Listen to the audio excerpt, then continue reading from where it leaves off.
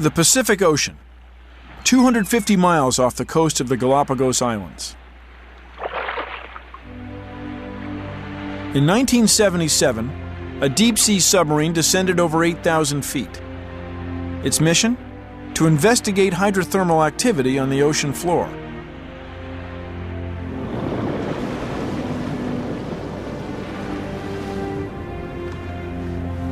Marine explorer Robert Ballard was aboard. He detected a dramatic change in the ocean's temperature.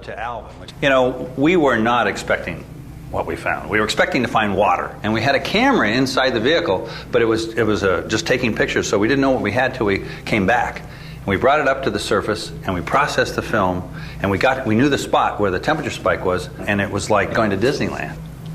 Probably one of the biggest biological discoveries ever made on Earth was made that day. Ballard and his team were the first to see it, face to face. Hydrothermal vents.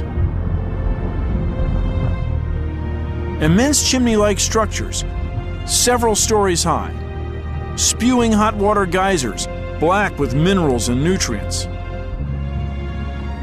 The temperature around these deep-sea vents was a scorching 760 degrees Fahrenheit. And then an astonishing sight. Life, thriving without sunlight, a biological community never seen before. An exotic garden of marine life, species without eyes, others resembling Triassic-era fossils, over 200 million years old. What we totally were blown away by were these giant tube worms, some of them 8, 9, 10 feet tall. And when you cut them, they bled human-like blood. I mean, when the submarine landed, there was a squish, and red blood came up around all the portholes. And that's how eerie it was. And then to find these extremely unusual creatures living in this oasis. It had no relationship to the normal life of the deep sea. And yet here they were living in this toxic water. But yet these creatures were thriving on it. And then when we dissected, I remember we took one of these clams, and we opened it up in the first place. Whew, as soon as we opened it up, it stunk.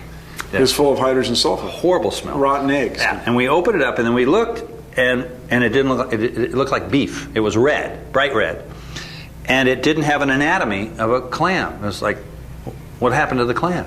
Someone had taken over its body, and that something was a bacterium, a tiny bacterium that had figured out over eons of time how to duplicate photosynthesis in the dark chemically through a process we now call chemosynthesis. And that was the discovery, that there was another life system on Earth that did not go by the book that you and I read, that was not living off the energy of the sun, but was living off the energy of the Earth itself.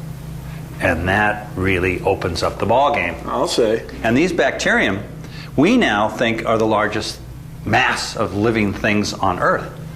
That they're in the rocks, everywhere. In the whole mountain range. Under the ocean. If you added up all the people and all the living things on land and add up all the creatures in the ocean and the few things in the sky, and you got a number, so many tons, there's more tons of biomass. We used to just think, you know, the insects ruled the Earth. Yeah. Wrong. These bacterium. So where are these vents? All over the Earth. Imagine a baseball with a seam on it. That seam begins beneath the polar ice caps, goes down through the Atlantic, into the Indian Ocean, across the Pacific. It runs around the Earth for 42,000 miles. It's the largest feature on Earth, the mid-ocean ridge, and it's underlain by literally tens of thousands of magma chambers. Is that where life began, in the hot springs? Well, that's what people are now thinking. The biology books that we were reading have now been thrown away. Yeah. And they're writing new ones. Everything, you had to be on the surface. That's right. And you had this soup and the lightning bolt hit it and you formed all sorts of amino acids and things like that. But now what we think is that the hydrothermal vents may have been the site of life on Earth. It's also given us a new prospecting tool for searching for it elsewhere with our own solar system. We're now looking at a moon of Jupiter called Europa, which we think has an ocean. We think it has underwater volcanoes, and there should be life down there. The question is, how smart are their clams?